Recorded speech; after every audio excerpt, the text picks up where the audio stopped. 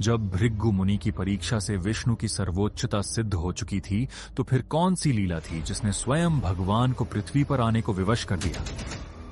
वैकुंठ छोड़कर जब भगवान विष्णु ने मानव रूप धारण किया, तो क्या एक ईश्वर भी भूख, प्यास और पीड़ा सहने के लिए तैयार हो सकता है?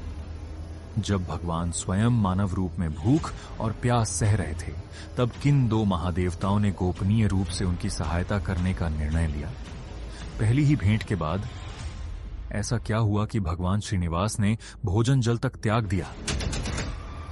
भविष्य बताने वाली सोजी के वेश में छिपा वह कौन था जिसने विवाह से पहले ही विधाता का रहस्य खोल दिया? विवाह के लिए भगवान श्रीनिवास ने किस देवता से इतिहास का सबसे अनोखा ऋण मांगा? और क्यों कहा जाता है कि यह ऋण समझौता कलियुग के अंत तक चलने वाला है? जब दो देवियों के बीच प्रश्न खड़ा हुआ, तो भगवान श्रीनिवास ने स्वयं को ही क्यों त्याग दिया? और क्यों आज भी वे तिरुमला में साक्षात विराजमान हैं? आज इन्हीं सारे सवालों के जवाब जानने की कोशिश करेंगे आज के इस अद्भुत वीडियो। भारत की आध्यात्मिक धरती पर आंध्र प्रदेश की 7 पहाड़ियों पर स्थित तिरुमला वेंकटेश्वर मंदिर का स्थान सबसे अलग और खास माना जाता है। यह मंदिर सिर्फ पत्थर और सोने से बना हुआ ढांचा नहीं है, बल्कि यह करोड़ों लोगों की आस्था और विश्वास का केंद्र है। जब जीवन में परेशानियां बढ़ जाती हैं, तब लोग यहां आकर मन की शांति और उम्मीद पाते हैं। भगवान वेंकटेश्वर को भक्त प्यार से बालाजी, श्रीनिवास, गोविंदा और वेंकट आचलपति कहते हैं। शास्त्रों में उन्हें कलियुग प्रत्यक्ष दैवोम कहा गया है, यानी कलियुग में साक्षात प्रकट होने वाले भगवान। तिरुमला की 7 पहाड़ियां शेषाद्रि, नीलाद्रि, गरुड़ाद्रि, अंजनाद्रि, वृषभाद्रि, नारायणाद्रि और वेंकटाद्रि भगवान विष्णु के नाग आदिशेष के 7 फनों का प्रतीक मानी जाती है। मुख्य मंदिर 7वीं पहाड़ी वेंकटाद्रि पर स्थित है, जिसे आनंद निलय यानी आनंद का निवास कहा जाता है। यह शोध रिपोर्ट सिर्फ भगवान वेंकटेश्वर के अवतरण से जुड़ी कथाओं तक सीमित नहीं है, बल्कि यह भी बताती है कि कैसे इतिहास, समाज और प्रशासन के सही प्रबंधन ने इस मंदिर को आज दुनिया का सबसे समृद्ध और सुव्यवस्थित धार्मिक स्थल बना दिया है। भगवान वेंकटेश्वर के पृथ्वी पर अवतरण की कथा की शुरुआत एक महान यज्ञ और ऋषियों के मन में उठे एक गहरे प्रश्न से होती है। इस कथा का विस्तार वेंकटाचल महात्म्य, पद्म पुराण और श्रीमद् भागवत पुराण में मिलता है। एक समय महर्षि कश्यप की अध्यक्षता में अनेक ऋषि मुनि सरस्वती नदी के तट पर एक विशाल यज्ञ कर रहे थे। यह यज्ञ पूरे संसार के कल्याण के लिए आयोजित किया गया था। यज्ञ के दौरान ऋषियों के मन में एक महत्वपूर्ण सवाल उठा। ऋषियों ने विचार किया, त्रिदेवों यानी ब्रह्मा, विष्णु और महेश में से वह कौन है जो तीनों गुणों से परे है? इस यज्ञ का फल किस देवता को अर्पित किया जाना चाहिए जो सबसे अधिक सात्विक हो और भक्तों की प्रार्थनाओं को सबसे जल्दी स्वीकार करता हो? इस कठिन प्रश्न का उत्तर खोजने के लिए सप्तर्षियों ने महर्षि भृगु को चुना। भृगु मुनि अत्यंत विद्वान और ब्रह्मज्ञानी थे, लेकिन उनका स्वभाव थोड़ा क्रोधी भी माना जाता था। कहा जाता है कि उनके पैर के तलवे में एक अतिरिक्त नेत्र था, जिसे उनके ज्ञान के अहंकार का प्रतीक माना जाता है। ऋषियों के आदेश पर भृगु मुनि ने तीनों लोकों में जाकर त्रिदेवों की परीक्षा लेने का निर्णय लिया। सबसे पहले भृगु मुनि पहुंचे सत्यलोक, अपने पिता और सृष्टि के रचयिता भगवान ब्रह्मा के पास। भगवान ब्रह्मा वेदों की चर्चा में लीन थे। भृगु मुनि के आगमन पर ब्रह्मा जी ने न उन्हें प्रणाम किया, न ही कोई स्तुति की। भृगु मुनि कुछ बोले नहीं, पर उनकी आंखों में क्रोध स्पष्ट झलक रहा था। वे समझ गए कि यहां रजोगुण का प्रभाव अभी भी शेष है। इसके बाद भृगु मुनि पहुंचे कैलाश पर्वत, भगवान शिव की परीक्षा लेने। उस समय भगवान शिव देवी पार्वती के साथ एकांत में संवाद कर रहे थे। अचानक वहां विघ्न पड़ा। भगवान शिव का तीसरा नेत्र खुलने को था। स्थिति भयावह हो सकती थी, लेकिन देवी पार्वती उनके चरणों में गिर पड़ी और इस प्रकार एक महापाप टल गया। अंततः भृगु मुनि पहुंचे वैकुंठ धाम, जहां शांति स्वयं श्वास लेती है। वहां न अहंकार था, न क्रोध, केवल सात्विक ऊर्जा का विस्तार था। शेषनाग की शैया पर भगवान विष्णु योग निद्रा में विश्राम कर रहे थे और देवी लक्ष्मी प्रेम पूर्वक उनके चरण दबा रही थी। भृगु मुनि के आगमन पर भी भगवान विष्णु ने कोई प्रतिक्रिया नहीं दी। यह उनकी लीला थी। किंतु ब्रह्मा और शिव से मिले अनुभवों ने भृगु मुनि के भीतर पहले ही क्रोध भर दिया था। अब उनका धैर्य समाप्त हो चुका था। अहंकार में आकर भृगु मुनि ने भगवान विष्णु के वक्षस्थल पर लात मार दी। वही वक्षस्थल जहां स्वयं देवी लक्ष्मी का वास है। पूरे ब्रह्मांड का पालन करने वाले भगवान का ऐसा अपमान यह अकल्पनीय था। लेकिन भगवान विष्णु क्रोधित नहीं हुए। वे तुरंत उठे और भृगु मुनि के चरणों में प्रणाम किया। भगवान विष्णु ने कहा, हे महर्षि, मेरे वक्ष कठोर हैं, पर आपके चरण कोमल, कहीं आपको चोट तो नहीं लगी? ये कहते हुए भगवान विष्णु ने भृगु मुनि के चरण सहलाए और उनके अहंकार रूपी नेत्र को बंद कर दिया। क्षण भर में भृगु मुनि का अहंकार नष्ट हो गया। वे नतमस्तक होकर बोले, त्रिदेवों में केवल भगवान विष्णु ही श्रेष्ठ हैं। वही शांति और मोक्ष के दाता हैं। भृगु मुनि की परीक्षा से भगवान विष्णु की श्रेष्ठता सिद्ध हो गई थी, पर उसी क्षण एक नई दैवीय लीला का आरंभ भी हो गया। भगवान विष्णु का वक्षस्थल, जो देवी लक्ष्मी का निजी निवास है, उस पर किया गया प्रहार लक्ष्मी जी को गहराई से आहत कर गया। यह केवल भगवान का नहीं, बल्कि स्वयं देवी लक्ष्मी के सम्मान पर आघात था। दुख और क्रोध से भरकर देवी लक्ष्मी ने कहा, जहां मेरे सम्मान की रक्षा न हो, वहां मैं नहीं रह सकती। ये कहकर देवी लक्ष्मी ने वैकुंठ का त्याग कर दिया। वे पृथ्वी पर करवीरपुर अर्थात आज के कोल्हापुर पहुंची और वहां कठोर तपस्या में लीन हो गई। लक्ष्मी के बिना वैकुंठ, जो समृद्धि और सौभाग्य का धाम था, अब सूना और श्रीहीन हो गया। पत्नी के बिना भगवान विष्णु भी अधूरे थे। लक्ष्मी के वियोग ने उन्हें अत्यंत व्याकुल कर दिया। अंततः उन्होंने भी वैकुंठ का त्याग किया और मानव रूप में पृथ्वी पर अवतार लिया। देवी लक्ष्मी की खोज में भगवान विष्णु वनों, नदियों और पर्वतों को पार करते हुए शेषाचलम पहुंचे।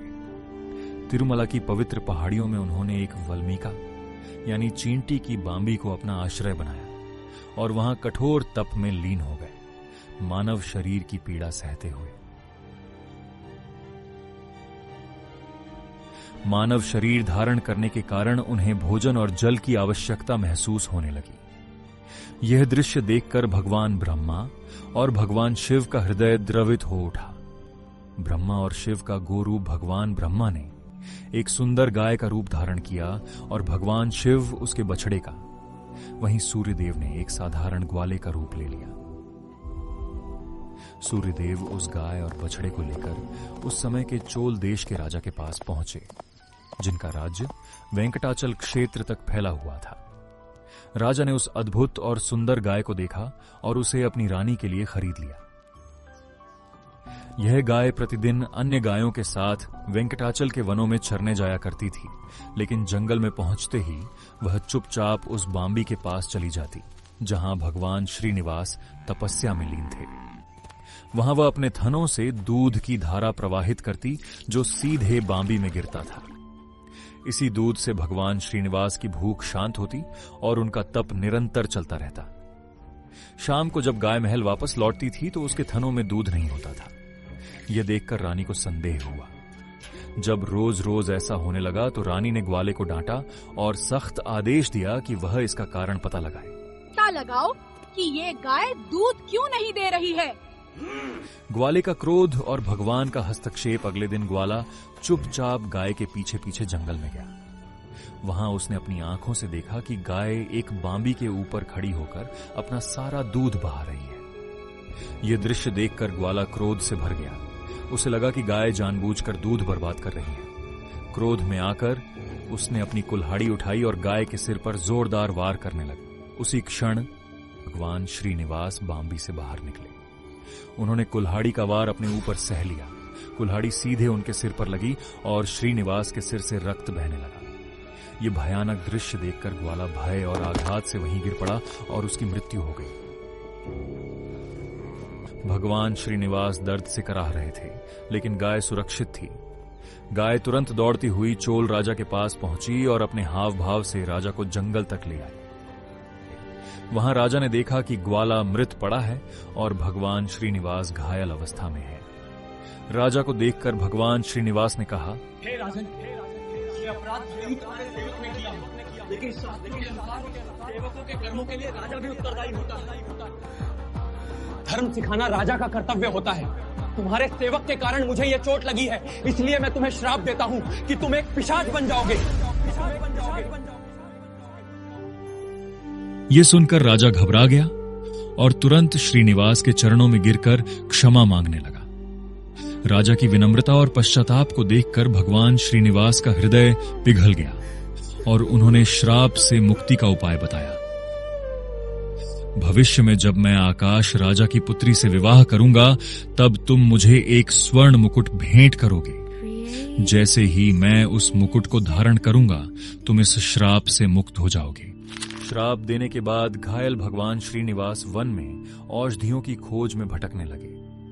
इसी पीड़ा भरे समय में उनकी भेंट वराह स्वामी से हुई, जो भगवान विष्णु के वराह अवतार हैं। मान्यता है कि वराह स्वामी सतयुग में हिरण्याक्ष का वध करने के बाद से ही इन पहाड़ियों पर निवास कर रहे थे। इसी कारण तिरुमला क्षेत्र को आदिवराह क्षेत्र भी कहा जाता है। भगवान श्रीनिवास ने वराह स्वामी से निवास के लिए थोड़ी सी भूमि देने का अनुरोध किया। इस पर वराह स्वामी ने पूछा कि वे अपनी भूमि किसी और को क्यों दें। तब श्रीनिवास ने उन्हें अपनी पूरी कथा सुनाई और यह भी बताया कि वे कलयुग के अंत तक यहीं निवास करेंगे। इसके बदले वराह स्वामी ने एक शर्त रखी। मैं तुम्हें भूमि देता हूं, लेकिन मेरे क्षेत्र में आने वाले भक्त पहले मेरे दर्शन करेंगे। भगवान श्रीनिवास ने विनम्रता से इस शर्त को स्वीकार कर लिया। इसी कारण आज भी तिरुमला की यात्रा तब तक पूर्ण नहीं मानी जाती जब तक भक्त पहले आदिवराह स्वामी के दर्शन नहीं कर लेते। इसके बाद वराह स्वामी ने भगवान श्रीनिवास को पास ही स्थित एक आश्रम में भेजा। वहां एक वृद्ध तपस्विनी रहती थीं, जिन्हें वकुला देवी कहा जाता था। पुराणों के अनुसार वकुला देवी वास्तव में द्वापर युग की यशोदा मैया अर्थात भगवान कृष्ण की पालक माता का ही पुनर्जन्म थी। द्वापर युग में यशोदा मैया ने पूरे प्रेम और वात्सल्य से कृष्ण का पालन पोषण किया था, लेकिन वे कृष्ण के विवाह उत्सव देखने का सौभाग्य प्राप्त नहीं कर सकी थीं। तब भगवान कृष्ण ने उन्हें वचन दिया था कि कलयुग में उनकी यह इच्छा अवश्य पूरी करेंगे। जब वकुला देवी ने घायल श्रीनिवास को देखा तो उनका हृदय मां के वात्सल्य से भर गया। वकुला देवी ने श्रीनिवास की चोटों का उपचार किया और श्रीनिवास ने उन्हें अम्मा अर्थात मां कहकर पुकारा। अम्मा। वकुला देवी ने भी उन्हें अपने पुत्र के रूप में स्वीकार कर लिया और प्रेम पूर्वक उनका नाम श्रीनिवास रखा। इसके बाद भगवान श्रीनिवास उनके आश्रम में एक आज्ञाकारी पुत्र की तरह रहने लगे और वकुला देवी एक सच्ची मां की भांति उनकी हर छोटी बड़ी आवश्यकता का ध्यान रखने लगी। कथा का अगला अध्याय देवी पद्मावती के जन्म से शुरू होता है। पद्मावती को देवी लक्ष्मी का अवतार माना जाता है। उस समय तोंडमंडलम क्षेत्र पर चंद्रवंश के राजा आकाश राजा का शासन था। वे एक धर्मनिष्ठ और न्यायप्रिय राजा थे, लेकिन उन्हें संतान सुख प्राप्त नहीं था। कुलगुरु की सलाह पर राजा ने संतान प्राप्ति के लिए पुत्र कामेष्ठी यज्ञ करने का निश्चय किया। यज्ञ की भूमि को पवित्र करने के लिए जब राजा स्वयं सोने के हल से खेत जोत रहे थे, तभी हल की नोक किसी कठोर वस्तु से टकराई। वहां उन्हें एक अद्भुत दृश्य दिखाई दिया। भूमि से 1000 पंखुड़ियों वाला विशाल स्वर्ण कमल खिला हुआ था और उसके बीच में एक दिव्य कन्या लेटी हुई थी। उसी समय आकाशवाणी हुई कि राजा इस कन्या को अपनी पुत्री के रूप में स्वीकार करें। चूंकि कन्या का जन्म कमल यानी पद्म से हुआ था, इसलिए राजा ने उसका नाम पद्मावती रखा। समय के साथ पद्मावती बड़ी हुई और उनके सौंदर्य व गुणों की चर्चा चारों दिशाओं में होने लगी। एक दिन भगवान श्रीनिवास वन में आखेट यानी शिकार के लिए निकले। एक जंगली हाथी का पीछा करते हुए वे नारायण वन के पास स्थित एक सुंदर उद्यान में पहुंचे। वहां राजकुमारी पद्मावती अपनी सखियों के साथ खेल रही थी। हाथी ने अचानक वहां उत्पात मचा दिया, जिससे सभी सखियां भयभीत हो गईं। तभी श्रीनिवास ने आगे बढ़कर हाथी को नियंत्रित कर लिया। इसी हलचल के बीच श्रीनिवास और पद्मावती की दृष्टि पहली बार एक दूसरे से मिली। यह कोई साधारण मिलन नहीं था, बल्कि भगवान विष्णु और देवी लक्ष्मी का पुनर्मिलन था। दोनों के मन में एक दूसरे के लिए तुरंत आकर्षण और प्रेम जाग उठा। लेकिन सामाजिक मर्यादाओं के कारण वे कुछ कहे बिना अपने अपने स्थान लौट गए। आश्रम लौटने के बाद भगवान श्रीनिवास लगातार पद्मावती के विचारों में डूबे रहने लगे। उन्होंने भोजन पानी तक त्याग दिया। जब वकुला देवी ने अपने पुत्र की यह अवस्था देखी तो वे चिंतित हो गईं और कारण पूछा। तब श्रीनिवास ने उन्हें आकाश राजा की पुत्री पद्मावती से अपने प्रेम के बारे में बताया और मां से अनुरोध किया कि वे राजा के पास जाकर विवाह का प्रस्ताव रखें। वकुला देवी एक साधारण सन्यासी की मां थी। ऐसे में एक राजा के पास रिश्ता लेकर जाना उन्हें उचित नहीं लग रहा था। लेकिन पुत्र के प्रेम और उसकी व्यथा को देखकर वे विवश हो गईं और नारायण वन के राजमहल की ओर चल पड़ी। इधर श्रीनिवास को यह चिंता सताने लगी कि कहीं राजा उनका प्रस्ताव अस्वीकार न कर दें। इसी कारण उन्होंने स्वयं एक भविष्यवक्ता, जिसे स्थानीय भाषा में सोझी या कुराथी कहा जाता है, का वेश धारण किया। वे एक स्त्री के रूप में हाथ में छड़ी और भविष्य बताने वाली टोकरी लेकर रानी धरणी देवी, जो पद्मावती की माता थीं, के पास पहुंचे। सोझी के वेश में श्रीनिवास ने रानी से कहा, हे महारानी, आपकी पुत्री पद्मावती स्वयं नारायण की अर्धांगिनी लक्ष्मी का अवतार है।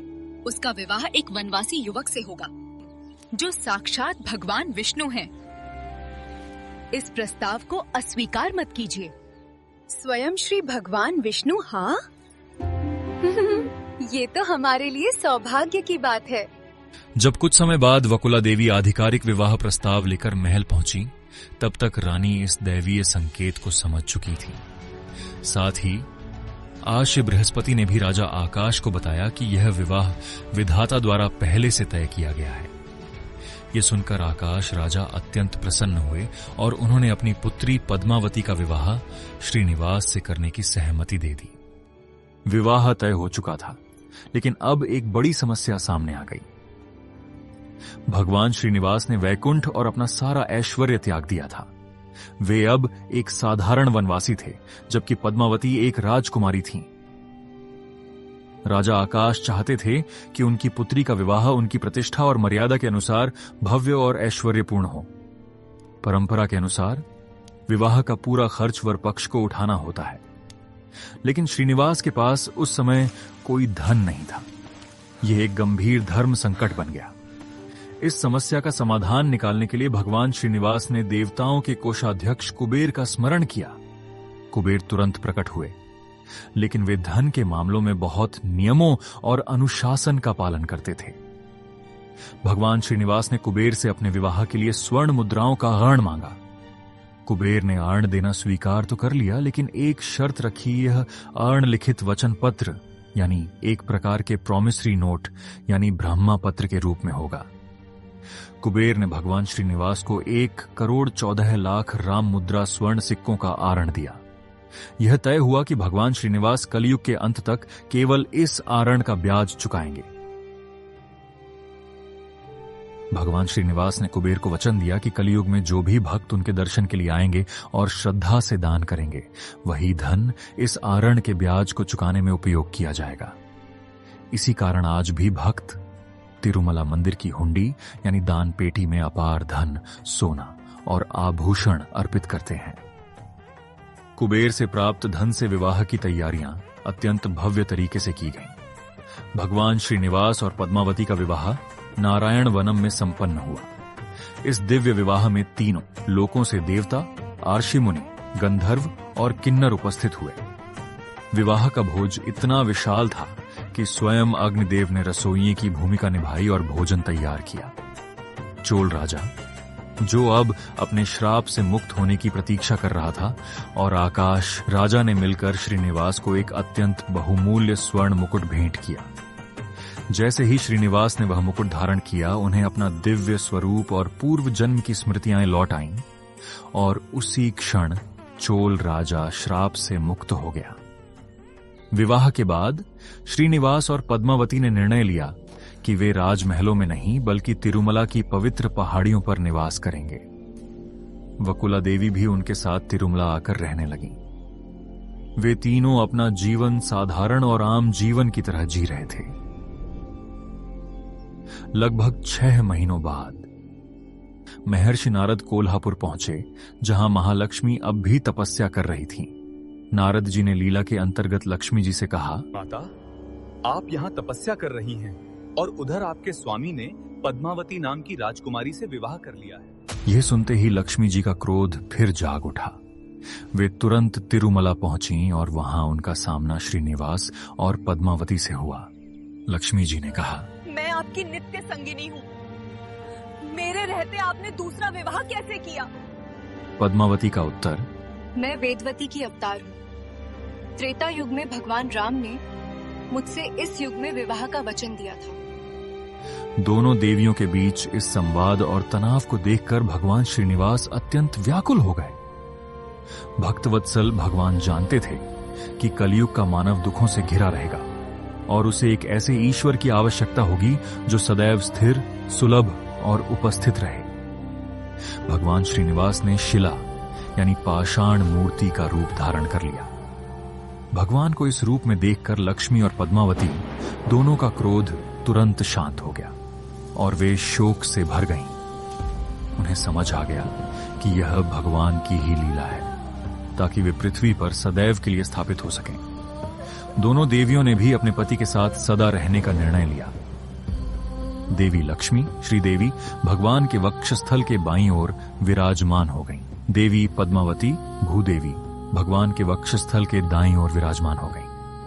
आज भी तिरुमला मंदिर के गर्भगृह में स्थित मुख्य मूर्ति के वक्षस्थल पर दोनों देवियों की स्वर्ण प्रतिकृतियां विराजमान हैं, जिन्हें भक्त दर्शन के समय स्पष्ट रूप से देख सकते हैं।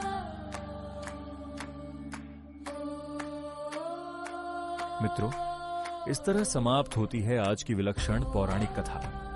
अगर आपको यह कहानी अच्छी लगी हो तो लाइक और कमेंट करके अपना प्रेम जरूर बताइए। ऐसी ही और पौराणिक कहानियों के लिए श्री कथा चैनल को सब्सक्राइब करें। जल्द मिलेंगे एक नई अद्भुत कथा के साथ। जय श्री राम।